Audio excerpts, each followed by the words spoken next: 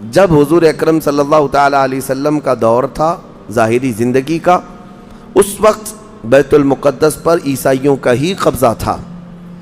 ہم یہ بتاتے ہیں عیسائیوں کا، لیکن عیسائیوں نے کہاں سے قبضہ کیا تھا؟ وہ تو یہودیوں سے حاصل کیا تھا. یہودیوں کو مارتے تھے. اتنی خطرناک جنگیں ہوتی تھیں عیسائیوں میں اور یہودیوں میں کہ بیت المقدس میں خون خرابہ یہ آج کی تاریخ نہیں ہے، بہت پرانی تاریخ ہے. ٹائٹس نام کا ایک عیسائی بادشاہ جس نے پورے بیت المقدس کی اینٹ سے اینٹ بجا دی تھی، اور اس نے جتنے یہودی وہاں پر آباد تھے سب کو قتل کروا دیا تھا. پھر عیسائیوں کا قبضہ ہوا تھا. کتنے بڑے بڑے عیسائی بادشاہ آئے اور انہوں نے وہاں پر سوائے ظلم کے اور کچھ نہیں کیا بیت المقدس میں. یہ تو ان کی تاریخ چلتی تھی عیسائیوں کی، یہودیوں کی. یہودیوں سے کئی مرتبہ بیت المقدس لے لیا گیا اور عیسائی جھنڈا وہاں لہرایا گیا. کئی 100 سال تک عیسائیوں نے یہودیوں کا داخلہ بھی بند کر رکھا تھا کہ کوئی یہودی پھٹکنے بھی نہ پائے. بیت المقدس تو چھوڑیں، یروشلم میں فلسطین میں کسی یہودی کی انٹری نہیں تھی. عیسائیوں کا جب غلبہ تھا تو یہ کئی زمانے تک چلتا رہا. اصل یہاں پر کیا تھا وہ میں آپ کو بتا دوں. یہ بیت المقدس کا مسئلہ آپ کو سمجھنا اس لیے بھی ضروری ہے کہ آج پوری دنیا میں یہ ایک سب سے بڑا ایشو کیوں ہے. اس کی بنیاد یہ ہے کہ حضرت آدم علیہ السلام کے بعد سے وہ جگہ مقدس تھی، فرشتوں کی تعمیر کی ہوئی. لیکن جب حضرت داؤد علیہ السلام تشریف لائے تو آپ نے، چونکہ آپ کی حکومت تھی اس وقت، آپ بادشاہ تھے، آپ نے ایک مسجد تعمیر کرنے کا حکم دیا. لیکن آپ کے زمانے میں وہ کام نہ ہو سکا تو اپنے بیٹے حضرت سلیمان علیہ السلام کو انہوں نے حکم دیا. سلیمان علیہ السلام بادشاہ بھی ہوئے اور داؤد علیہ السلام کی کرسی پر بھی فائز ہوئے، اور وہ نبی بھی تھے، رسول بھی تھے، امت بھی تھی آپ کی. اور سلیمان علیہ السلام کو تو اللہ تعالیٰ نے ایسی طاقت دی تھی کہ وہ ہواؤں پر بھی حکومت کرتے اور جنات پر بھی حکومت کرتے. تو سلیمان علیہ السلام نے کام شروع کیا. یہ وہ جگہ تھی جہاں موسیٰ علیہ السلام عبادت کیا کرتے تھے. اس جگہ پر سلیمان علیہ السلام نے ایک مسجد بنانے کا حکم دیا اور یہ جنات بنانا شروع کرتے ہیں. اس کا ذکر قرآن پاک میں بھی موجود ہے. حضرت سلیمان علیہ السلام نے جب پورا ڈیزائن دیا کہ اس طرح سے بننا ہے تو پھر جنات تعمیر کرتے رہے اور جنات اتنا خوف کھاتے تھے سلیمان علیہ السلام سے کہ وہ ایک لمحہ بھی حضرت سلیمان علیہ السلام سے غافل نہیں ہوتے یا حکم عدولی نہیں کرتے. ہوا یہ کہ کام ابھی کمپلیٹ نہیں ہوا تھا کہ سلیمان علیہ السلام کا انتقال ہوا تو جنات بھاگ جاتے. لیکن اللہ کی مصلحت، حضرت سلیمان علیہ السلام لکڑی لے کر یوں کھڑے رہتے تھے، اپنا عصا لے کر کے کھڑے رہتے تھے اور کام دیکھتے رہتے تھے. جب تک سلیمان علیہ السلام کھڑے ہیں تیزی سے جنات بڑے بڑے پتھر لاتے تعمیر کرتے رہتے تھے. انتقال ہوا سلیمان علیہ السلام کا اور آپ ایسے ہی کھڑے رہ گئے. آپ کے کھڑے کھڑے وفات ہوئی ہے. اور اس طرح سلیمان علیہ السلام کی وفات کو سالوں گزر گئے لیکن آپ وہاں سے ہٹے نہیں کیونکہ کام چل رہا تھا.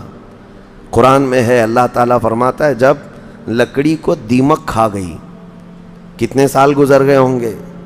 حضرت سلیمان علیہ السلام یوں ہی کھڑے تھے. اور عام دوسرے لوگوں کی موت تو چھوڑو، نیند میں کھڑا ہو کر کے دکھائے. وہ اللہ کے نبی تھے کہ انتقال کے بعد بھی وہ کھڑے رہے. روایتوں میں کئی سالوں تک، 10 سالوں تک آپ کھڑے رہے. اور اس کے بعد دیمک کھا گئی لکڑی کو تو لکڑی ٹوٹ گئی. تب سلیمان علیہ السلام زمین پر آ گرے. جنات اسی وقت جان گئے کہ یہ تو انتقال کر گئے. تب تک بیت المقدس کا کام کمپلیٹ ہو گیا تھا، جنات بھاگ گئے سب. یہ تعمیر، اس کو اصل میں بیت المقدس نہیں کہا جاتا تھا اس وقت، یہ ہیکل سلیمانی.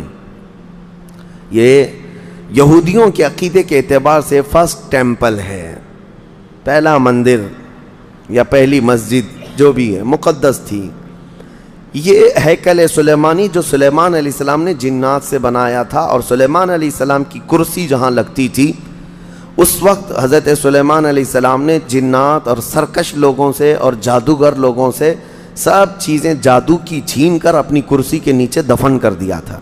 سب ختم کیا تھا کہ کوئی جادو ٹونا یہ سب چیزیں نہ ہوں. کیونکہ یہودی جادو کے پیچھے بہت بھاگتے تھے، صرف جادو میں ہی دن رات۔ آپ نے سب دفن کیا اور اس کے بعد آپ کے انتقال کے بعد سالوں بیتے اور اسی طرح سے رہے، لیکن پھر یہ ہیکل سلیمانی کو ایک بادشاہ آیا جو عراق کا رہنے والا تھا، اس کی یہودیوں سے دشمنی تھی، اس نے ایسا حملہ کیا کہ پورے ہیکل کو توڑ ڈالا، یعنی جو جنات کا بنایا ہوا تھا اس کو مکمل طور سے مسمار کر دیا، ایک دیوار باقی رہ گئی، ایک دیوار باقی رہ گئی، جہاں جا کر کے آج یہ یہودی روتے ہیں، دیواریں گریا اس کو کہتے ہیں، وہ اس زمانے کی ایک باقی رہ گئی، باقی پورا ہیکل گرا دیا۔ زمانہ بیت گیا، یہودی اس بات پر روتے رہے کہ ان کو مارا گیا، قتل کیا گیا، پھر عیسائیوں کا اس پر قبضہ رہا، پھر عیسائیوں سے یہودیوں نے ایک بار پھر حاصل کیا، پھر دوبارہ یہ ٹائٹس کے زمانے میں عیسائیوں نے مار کر کے پورے یہودیوں کو خون خون کر دیا، اور پھر بیت المقدس کچھ نہیں تھا، ایک دیوار تھی، ایک دوسری وہاں پر ایک چھوٹی سی عمارت بنائی گئی، اس عمارت کو یہ سیکنڈ ٹیمپل کہتے ہیں، سیکنڈ ٹیمپل، یہ دوسرا مندر، اور اسی کو عبادت گاہ بنا کر چلتے رہے۔ زمانہ بیتا یہاں تک کہ حضور صلی اللہ تعالیٰ علیہ وسلم کی نبوت کا اعلان ہوا، پھر اس کے بعد 23 سال گزرے، پھر آپ کی وفات کے بعد صدیق اکبر کا زمانہ آیا، پھر سیدنا عمر فاروق کا زمانہ آیا۔ تقریباً یہ 26-28 ہجری کی بات ہے، حضرت عمر کے دور میں، پھر حضرت عمر فاروق کے دور میں جو فتوحات ہو رہی تھی، اسلام پھیلتا جا رہا تھا، تب صحابہ کے ایک لشکر کو حضرت عمر نے فلسطین بھی بھیجا، جس میں حضرت ابو عبیدہ بن جراح بھی تھے۔ تو ان صحابہ نے اس چھوٹے سے لشکر کو لے کر فلسطین کا معرکہ ایسا سر کیا کہ یہ عیسائی سب جان چکے تھے حالات کیا چل رہے ہیں، سیرنڈر ہو گئے اور کہا ہم جو ہے یہ بیت المقدس کی ساری چابیاں آپ کے حوالے کرتے ہیں، لیکن ایک شرط ہے کہ ہم آپ کے ہاتھ میں نہیں دیں گے بلکہ مسلمانوں کے امیر المومنین کے ہاتھ میں دیں گے، وہ آئیں ہمارے پاس۔ تو وہاں جو صحابہ تھے انہوں نے خط لکھ کر بھیجا حضرت عمر کو، حضرت عمر مدینے میں تھے، کہا ٹھیک ہے میں آ رہا ہوں۔ قبلہ اول مسلمانوں کے ہاتھ میں تھا، بیت المقدس آ رہا تھا، سیدنا عمر فاروق مدینے سے چل پڑے، ایک غلام کے ساتھ نکلیں اور ایک سواری ہے، ایک خچر ہے، اور دونوں بھی کس انداز سے جا رہے ہیں، ایسا امیر المومنین جس کے رعب سے قیصر و کسریٰ کانپتے تھے، لڑائی کی کسی کے اندر مجال نہیں تھی، وہ ایک خچر کے سواری پر اتنا لمبا سفر طے کر رہے ہیں، وہ بھی غلام سے یہ طے کر رکھا ہے 1 میل میں بیٹھوں گا، 1 میل تو بیٹھنا، ہاں تو رسی پکڑ کے چلے گا 1 میل تک، اور اس کے بعد جب تو بیٹھے گا تو میں رسی پکڑ کے چلوں گا 1 میل تک، اس طرح سے تو سفر طے کیا۔ جب فلسطین پہنچ رہے تھے اور اس وقت لوگوں میں خبر تھی کہ امیر المومنین آ رہے ہیں، تو لوگ دیکھنے کے لیے شہر سے بھاگے بھاگے باہر آئے۔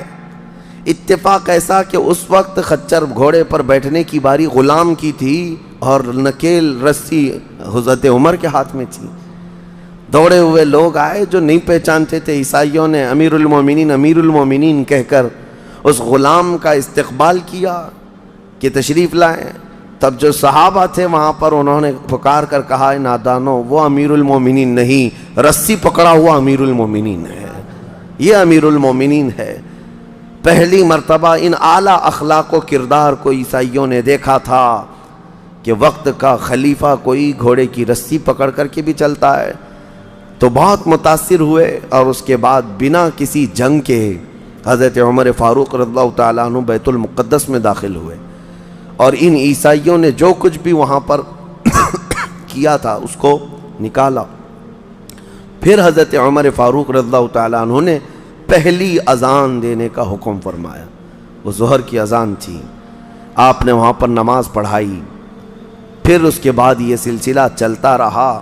اب اس میں تفصیل ہے، عیسائیوں کو اسی طرح ہم بھی بھگاتے، مسلمان بھی بھگاتے، جیسے یہ یہودیوں کو بھگاتے تھے، تو انہیں آج بولنا چاہیے تھا کہ مسلمانوں نے زبردستی قبضہ کیا۔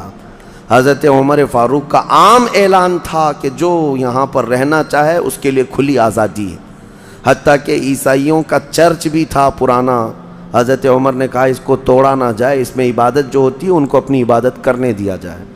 حضرت عمر چاہتے تو اینٹ سے اینٹ بجا دیتے، نکال کر صاف کر دیتے، لیکن آپ نے کھلی اجازت دی، اور عیسائی ویسے ہی باقی رہے۔ 400 سال تک یہ سلسلہ چلتا رہا۔ پھر فاطمی دور آیا، یعنی بنو عباس کی خلافت ختم ہوئی، فاطمیوں کا غلغلہ تھا، انہوں نے خلافت سنبھالی، لیکن وہ مضبوط نہیں تھے، کمزور خلیفہ آئے، جس کی وجہ سے صلیبی طاقتیں جتنی بھی تھیں سب آ کر کے اس خلیفہ پر قبضہ جما لیا، اور بیت المقدس میں اجازت پہلے مانگ لی کہ ہمیں آنے جانے کی اجازت دی جائے۔ جب آنے جانے کی اجازت مل گئی تو پورے علاقے پر زبردستی غاصب قبضہ کر کے وہاں سے سارے مسلمانوں کو ختم کر دیا، بہت مسلمانوں کا قتل کیا۔ فلسطین کی سرزمین یہودیوں کے قتل سے بھی بھری ہے، مسلمانوں کے قتل سے بھی بھری ہے، اور یہودیوں نے عیسائیوں کا بھی قتل کیا ہے، لیکن مسلمانوں کا قتل عام کر کے یہ زبردستی فائز ہوئے ہیں کس پہ؟ بیت المقدس پر۔ یہ قبضہ جو ہے 87 ایئرز تک چلتا رہا، 87 سال تک۔ یہ اس وقت کا المیہ تھا کہ مسلمان خلیفے تھے، گورنر تھے، بہت سارے حکمران تھے، رونا روتے تھے، لیکن کوئی آگے بڑھنے کو تیار نہیں تھا۔ کردستان کا ایک شہزادہ صلاح الدین ایوبی، جو نور الدین زنگی کے شاگرد تھے اور ان کی فوج کے سپاہی تھے، ان کو یہ روزانہ خبریں تھی کہ بیت المقدس میں سب کچھ اجاڑ دیا گیا ہے، مسلمانوں کی اذان بند ہے، وہاں نہ جمعہ کا خطبہ ہو سکتا ہے، نہ ہی عبادت کے لیے وہاں پر نماز پڑھی جا سکتی ہے۔ ایک دن گزر رہے تھے، انہوں نے ایک لکڑی کا ممبر بنوایا اور پھر عزم کر لیا کہ یہ ممبر میں بیت المقدس میں رکھ کر کے رہوں گا اور اس سے خطبہ دیا جائے گا۔ وہ ان کا عزم تھا اور اس پر لے کر کے چلتے رہے۔ تقریباً آپ نے 17 جنگیں لڑی ہیں، 17 جنگیں لڑی، اور صلاح الدین ایوبی کو جو درپیش مسائل تھے وہ کہا گیا ہے کہ پہلے تو انہوں نے جو روڈ میپ بنایا تھا اس حساب سے ان کو 2 سال کے اندر یہ جنگوں میں فتح کر لینا تھا۔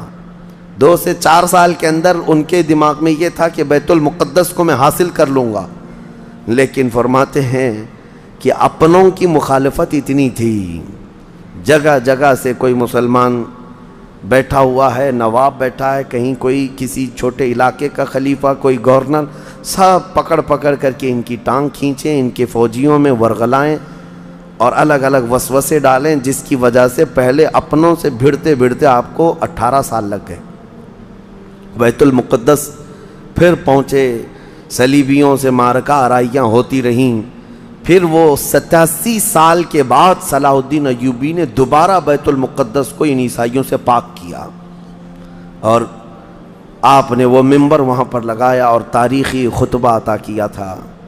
اس کے بعد وہ بیمار ہو گئے صلاح الدین ایوبی رحمۃ اللہ تعالیٰ علیہ۔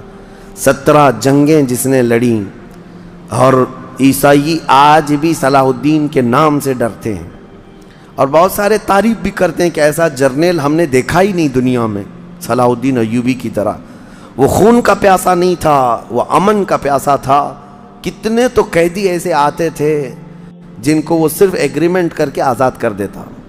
عیسائی اس بات پر آج بھی اقرار کرتے ہیں کہ جنگوں میں قید جو ہونے والے کو کوئی چھوڑتا نہیں ہے، لیکن صلاح الدین ایوبی ایک نہیں لاکھوں لوگوں کو آزاد کیا ہے، 1000 بھی نہیں، لاکھوں لوگوں کو آزاد کیا ہے۔ صلاح الدین ایوبی رحمۃ اللہ تعالیٰ علیہ، اللہ ان کی تربت پر کروڑوں رحمتیں نازل فرمائے۔ حیرت کی بات یہ ہے کہ ان کا آخری وقت آیا تو رونے لگے، بستر پر رو رہے تھے۔ لوگوں نے پوچھا کہ کیا بات ہے؟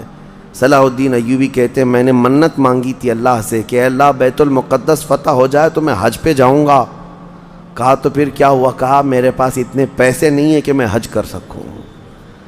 یہ وقت کا وہ عادل حکمران جس کی تاریخ عدل سے بھری ہوئی ہے، لیکن یہ بھی تاریخ ہے کہ مال لوٹ کر کے اگر اپنا محل بنایا ہوتا تو صلاح الدین کے بہت سارے آج محلات ہوتے، لیکن وہ آخر وقت بستر پر اس غم سے رو رہے تھے کہ میرے پاس حج پہ جانے کے لیے پیسے نہیں ہیں۔ جس کے زیر نگیں کتنے علاقے آتے تھے اس وقت، بہت سارے علاقوں کا وہ خلیفہ۔ لیکن میرے عزیزو، اسلام کی سچی تاریخ ایسے ہی خلفاء سے ہے، ایسے ہی خلفاء سے نظام ہے۔ پھر یہ زمانہ چلتا رہا، تقریباً 800 سال گزر گئے، 1921 آیا، 1921، یہ جو گزری ہوئی سینچری ہے ابھی ہماری، یہ فرسٹ ورلڈ وار جب ہوئی، پہلی جنگ عظیم، اس جنگ کے دوران یہودیوں نے زبردستی اجازت مانگی برطانیہ کو ثالث بنا کر کے، کیونکہ جب ترکی کی حکومت ختم ہو گئی، جس کو خلافت عثمانیہ کہا جاتا ہے، جب وہ کمزور ہو کر گر گئی، کیونکہ ان کا دبدبہ تھا، یہ آخری خلافت ہے جو زمین پر تھی، اگرچہ خلافت کے نام سے جو مشہور رہی، تو حضور صلی اللہ تعالیٰ علیہ وسلم کی وفات کے بعد سے لے کر یہ ترکی کی خلافت عثمانیہ تک اس روئے زمین پر خلیفہ ہر زمانے میں کوئی نہ کوئی رہا، لیکن 1921 سے لے کر 1921 سے لے کر اب کا زمانہ آ گیا 2023، اتنے سال، 100 سال گزر گئے، پوری دنیا میں اب کوئی خلیفہ مسلمانوں کا نہیں رہا۔ بادشاہ تو بہت سارے ہیں، امیر المومنین اور خلیفہ کے نام سے اس روئے زمین پر اب کوئی نہیں۔ ان ظالموں نے ہماری خلافت کے نظام کو مار ڈالا، ختم کیا، خلافت کو زمین سے ختم کیا۔ اب لوگوں کو نیا لگتا ہے کہ خلافت کا مطلب کیا ہے۔ خلافت ایک نظام ہے، پورا نظام ہے۔ جب ڈیموکریسی ایک نظام ہے، کمیونزم ایک نظام ہے، تو اسی طرح سے خلافت جو ہے میرے مصطفیٰ کے نظام کا نام ہے۔ جب یہ ختم ہوا تو پھر 1921 میں یہودی جگہ جگہ سے جو مارے گئے تھے، اس وقت جرمن سے بھگائے جا رہے تھے، جینوسائیڈ کیا گیا تھا یہودیوں کا، جرمن میں مارا جا رہا تھا، تو ان کے اوپر دنیا والوں نے چنتک بیٹھک جس کو کہتے ہیں، رحم کرنے کا کئی مرتبہ بیٹھکیں ہوئی، بڑے بڑے لوگوں نے کہا یہودی پوری دنیا میں مارے جا رہے ہیں اور یہ مظلوم ہیں، ان کو کہیں پناہ دی جائے۔ پناہ دینے کے لیے جب بات آئی تو فلسطین کا ایک چھوٹا سا علاقہ 4000 یہودیوں کو رہنے کی اجازت دی گئی۔ 1921 سے 4000 یہودیوں کو رہنے کی اجازت دی گئی، اور پھر جب وہ 4000 یہودی رہے تو بڑھتے بڑھتے دنیا بھر سے لوگ ہجرت کر کے یہودی وہاں جاتے رہے، اور تقریباً 1948 1947 1947 جب ہمارے ہاں آزادی کا مسئلہ چل رہا تھا، تب تک یہودی جو ہے لاکھوں کی تعداد میں وہاں جمع ہو چکے تھے، اور جمع ہو کر کے ان لوگوں نے، اور اسی وقت ہٹلر کا دور بھی ختم ہوا تھا، اور ہٹلر نے ان کو بہت مارا تھا، جس کو ہولوکاسٹ کہا جاتا ہے، اور بہت زیادہ ظلم کیا تھا۔ تو یہ سب بھاگ کر کے فلسطین میں جمع ہوئے، اور پھر ایک ایگریمنٹ سائن کروا لیا گیا دنیا کی بڑی بڑی طاقتوں سے کہ یہ اسرائیل ایک کنٹری ہے۔ فلسطین کو 2 حصوں میں بانٹ دیا گیا، آدھا عربوں میں، آدھا یہودیوں میں، فلسطین کے 2 حصے کر دیے۔ تو آدھا یہودیوں کو ملا تو ٹھیک ہے، لیکن اس کے غصے میں عربوں میں جنگ شروع ہوئی۔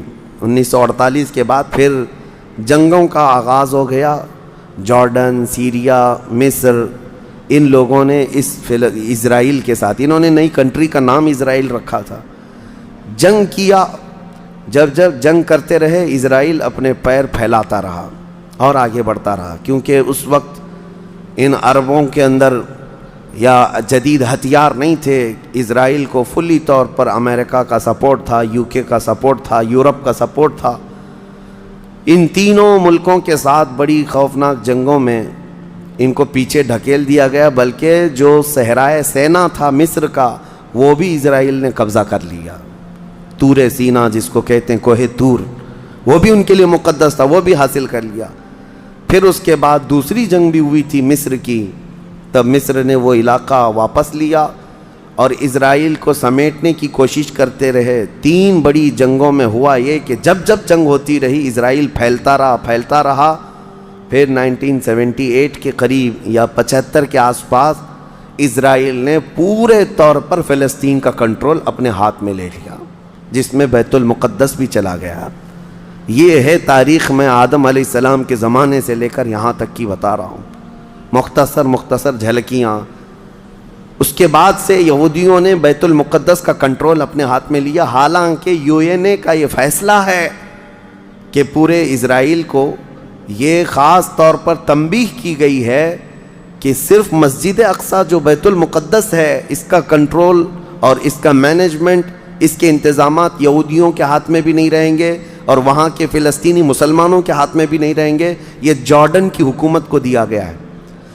جارڈن کی حکومت جس کو کسٹوڈین آف یہ کہا جاتا ہے بیت المقدس، وہ اس کے انتظام دیکھتی ہے، لیکن برائے نام ہے یہودیوں نے دھجیاں اڑا رکھی ہیں پورے دنیا بھر کے قوانین کی۔ جہاں جہاں ان کو پابندی تھی کہ یہاں نئے گھر نہیں بنائیں گے، ابھی 3-4 سال پہلے انہوں نے پورے مسلمانوں کے محلے کو ختم کر کے 200 گھر بنائے، یہودیوں کو آباد کیا۔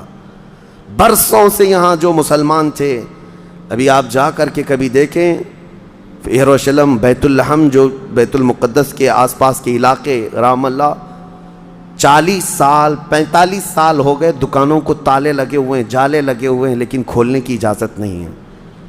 اتنے پرانے وقت سے دکانیں بند ہیں، کہا کہ نہیں یہودیوں کی طرف سے کوئی یہاں پر کھولنے کی اجازت نہیں ہے، مسلمانوں کے نام پر۔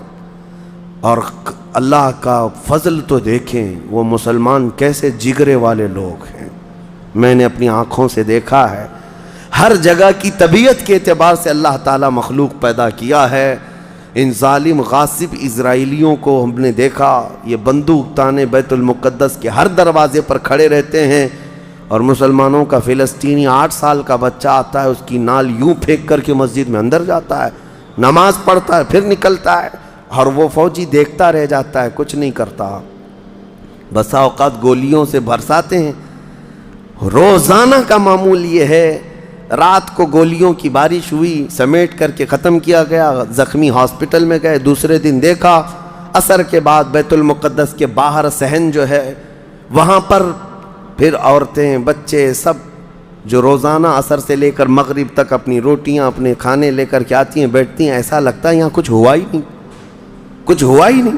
مائیں بچوں کو بچپن سے یہ چیز ڈال دیتی ہیں کہ بیٹا اگر تو ابھی گھر سے گیا نماز کے لیے تو ہمیں یہ یقین نہیں ہوتا کہ تیرا جسم آئے گا کہ تیری لاش آئے گی۔ ہر ماں کا یہ وہاں پر جذبہ ہے، اور یہ حدیث پاک میں موجود ہے۔ میرے آقا صلی اللہ علیہ وسلم نے فرمایا لا تزال طائفۃ من امتی، میری امت میں سے ایک جماعت ایسی رہے گی جو قیامت تک حق کے لیے لڑتی رہے گی، اور اللہ ان کا ناصر و مددگار ہوگا۔ بیت المقدس کی یہ تاریخ آج، بیت المقدس کو انہوں نے خون میں نہلا رکھا ہے، یہودیوں کا زبردستی اس پر قبضہ ہے۔ اب یہ چاہتے کیا ہیں یہ بھی میں آپ کو بتا دوں، یہ چاہتے ہیں کہ یہ مسجد اقصیٰ جو تعمیر ہوئی یہ حضرت عمر کے حکم سے ہوئی، پھر اموی خلفاء جب آئے، خلیفہ ولید بن عبد الملک، اس نے پوری مسجد بنوائی، اور یہ جو پیلا گنبد آپ دیکھتے ہیں قبۃ الصخرہ جو مسجد اقصیٰ سے جس کو مشہور کیا گیا ہے، یہ قبۃ الصخرہ ہے، ڈوم آف راک جس کو کہتے ہیں، یہ اصل اس سے لگی ہوئی ہے بیت المقدس کی مسجد پرانی، اس کو شو نہیں کرتے، اس کو یہ گرا کر کے اس کو پورا زمین بوس کر کے 3rd ٹیمپل بنانے کا پلان ہے۔ ان کو یہ چاہیے کہ حضرت داؤد علیہ السلام کے زمانے میں جو کام شروع ہوا تھا، سلیمان علیہ السلام نے جو مندر بنایا تھا، جو ٹیمپل بنایا تھا، ہم اس کو اسی جگہ تعمیر کریں گے۔ تو بیت المقدس مسجد اقصیٰ کی دیوار سے دیوار انہیں گرانا ہے، اس کے لیے یہ کیا کیا سازشیں کرتے رہے، کھدائی کرتے رہے کہ یہاں پرانا خزانہ ہے، فلاں چیزیں ہیں، ثبوت نکالنا ہے۔ کتنا دیواروں کو ہلانے کے لیے آرٹیفیشیل زلزلے لائے گئے، مصنوعی طور پر یہ زمین ارتھ کویک لائے گئے کہ مسجد اقصیٰ گر جائے، لیکن اللہ کی مرضی جب تک چاہے۔ اب اگر حالات ایسی ہیں تو یہ مسجد اقصیٰ کو گرا کر کے وہاں پر ایک 3rd ٹیمپل بنائیں گے، جس کا پورا آرکیٹیکٹ ڈیزائن بھی انہوں نے ظاہر کر دیا ہے، نشر کر دیا ہے، کوئن بھی ایک جاری کر دیا ہے جس کو لے کر کے ان کے 3rd ٹیمپل کے اندر جائے گا، آئے گا۔ یہ 2017 کی بات میں بتا رہا ہوں، پوری تیاریاں کر لی گئی ہیں۔ اب دیکھا گیا ہے کہ مسلمان ہر جگہ سے سوئے ہوئے ہیں، اب کوئی بھی اٹھتا نہیں ہے۔ عربوں کے منہ میں تو انہوں نے اپنی زبان رکھ دی ہے، عرب اب بولنے کے قابل نہیں رہ گئے، اور بغل کے جو دیش لڑے تھے پہلے، مصر، سیریا، جارڈن، آج ان کی حالت کیا ہے؟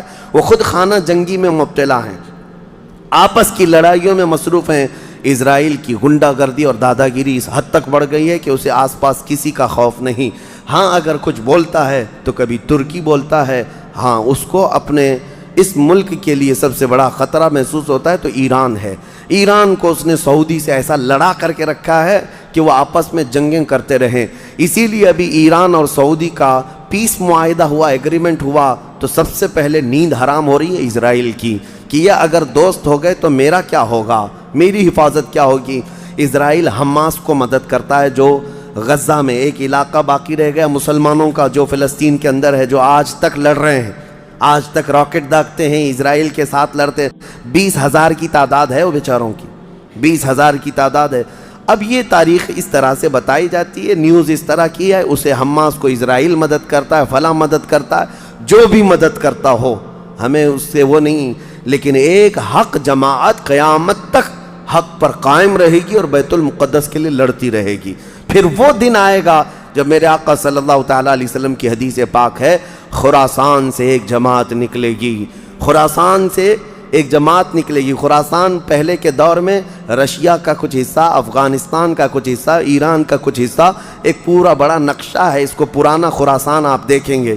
خراسان سے ایک جماعت نکلے گی، ان کے ہاتھ میں کالے جھنڈے ہوں گے۔ میرے آقا نے فرمایا وہ اتنی تیزی سے نکلیں گے کہ دنیا کی بڑی سی بڑی طاقت ان کا راستہ نہیں روک سکے گی، اور وہ سیدھے جھنڈے لے جا کر کے بیت المقدس میں نصب کریں گے، اور پھر اسلام کا پرچم وہاں سے بلند کیا جائے گا۔